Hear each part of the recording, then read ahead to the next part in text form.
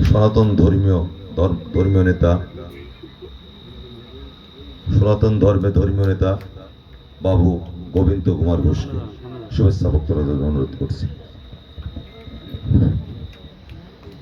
মুখং করতি বাসলং পুঙ্গো লঙ্গাতে গ্রিং যৎকৃপাতুমহ বন্দে পরমানন্দন মাধব।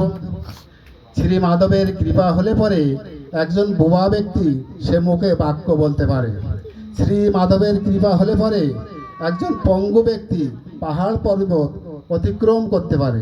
সেই শ্রী মাধবকে আমি পুণ্য নমস্কার করি। হরে কৃষ্ণ।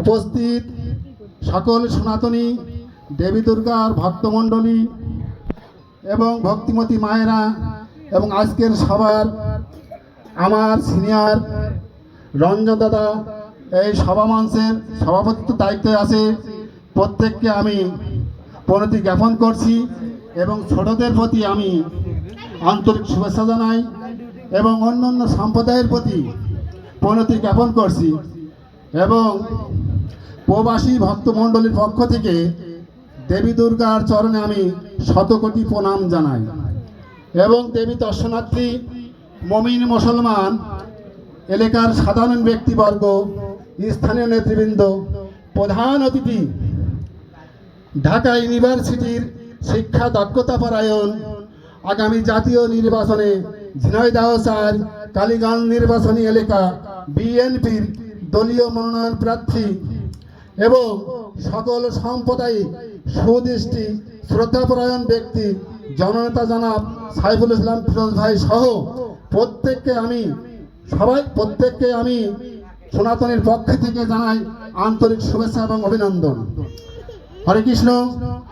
আপনারা জানেন আজকের এই পূজা অনুষ্ঠান আমাদের আজকে মাত্র শনিবার ২৭ তারিখ ভক্তিমতী মায়ের এবং ভক্ত এবং স্থানীয় নেতাকর্মী আপনারা সকলেই জানেন আগামী কালকে রবিবার হচ্ছেন আমাদের শারদীয় দুর্গাপূজা অনুষ্ঠান, কিন্তু আজকে দেখেন ২৭ তারিখ আজকে আমাদের মাঝে প্রধান অতিথি আমাদেরকে দর্শন স্পর্শন দিচ্ছেন এবং শুভেচ্ছা বিনিময় করছে। এর জন্য আমি তিনাকে পূর্ণ ধন্যবাদ করি। এবং আরও একটা বিষয় আছে যে আজকে শুধু আমাদের এই মণ্ডপ না, উনি অনেকগুলো মণ্ডপে নিমন্ত্রিত, সেখানেও সনাতন ধর্মীয় ব্যক্তিবর্গের সাথে শুভেচ্ছা বিনিময় করতে হবে। তা আমি এটুকুই বলতে চাই যে ওনার সাথে আমার কয়েকবার হয়তো দেখা হয়েছে, সেটা হচ্ছে ১ নম্বর রাখালগাছি ইউনিয়ন কর্তৃক প্রথমেই ওনার যে জনসভা, সেই জনসভায় কিন্তু আমি ধর্মীয় কায়দায় গীতা পাঠ করেছিলাম। দ্বিতীয়বার ওনার সাথে আমার দর্শন হয়েছে মোল্লাকো গ্রামে, একইভাবে কিন্তু সেখানে উনি আমাদেরকে আমন্ত্রিত করেছিলেন, সেখানে কিন্তু গীতা পাঠ করেছিলাম। তাই এই জন্য বলছি আমরা একজন নেতা পেয়েছি যিনি ধর্ম বর্ণ নির্বিশেষে সকল সম্প্রদায়িক সুদৃষ্টি রেখে শ্রদ্ধাপরায়ণ। আমি এইটাই আজকে এই নতুন করে দেখলাম সুসম্মানিত একজন নেতা। তবে এখানে আরো একটা বিষয় আছে, আমাদের ধর্ম ইসলামের কাছে যেমন মসজিদ একটা পবিত্র স্থান, হিন্দুদের কাছে তেমনই মন্দির একটা পবিত্র স্থান, বৌদ্ধদের কাছে যেমন প্যাগোডার একটা পবিত্র স্থান, খ্রিস্টানের কাছে তেমনই গির্জা একটা পবিত্র স্থান। তবে এই বিষয়ে আমি আর বেশি বক্তব্য দীর্ঘায়িত করব না। আমি একটা কথাই বলতে চাই, আমরা সবাই কৃষি কাজ করি, ব্যবসা করি, বিভিন্ন কায়দায় থাকি, কিন্তু রাজনৈতিক ডিপার্টমেন্ট অনেকটা ভিন্ন। কারণ এখানে কখনো রাত ১২ বাজে, কখনো রাত ১টা বাজে, এটা কোনো নির্ণয় করা যায় না।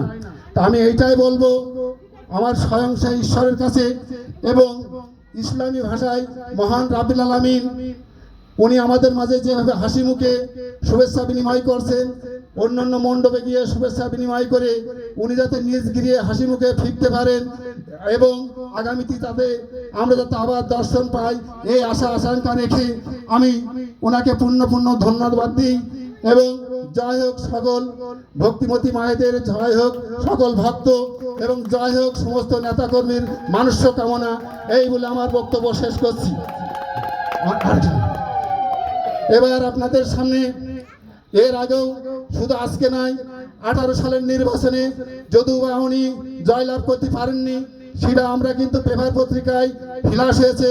উনি কিন্তু ধানের শীষ প্রতীক নিয়ে এই কালীগঞ্জের 4 এই আসনটা উনি পেয়েছিলেন। তা আসলে ধৈর্যশীলকে আল্লাহ পছন্দ করে, আর যে কোনো বিষয়ে সুদিনী থাকলে তিনি একদিন সুফলাফল পাবেই। আজকে দেখেন কিছুদিনের মধ্যেই তিনার আজকে জনগণের ঢল বয়ে গিয়েছে এবং এই কালীগঞ্জ থানার তিনিই হবেন কিন্তু ধানের শীষ প্রতীকের মালিক, এই আশা আমি ব্যক্ত করছি। এবং আমার কথা আছে যে আগে দৃষ্টিধারী পরে আছে গুণ বিচারী, কিরা ভালো কিরা মন্দ ওটা আমি দেখবো না, কারণ তিনি যে সুসম্মানিত আমার এই সংখ্যালঘু হিন্দু পরিবার সাথে করে আসছেন এবং করেছেন। আমি এতে ওনার আমি সেই সৃষ্টিকর্তার কাছে পূর্ণ আশীর্বাদ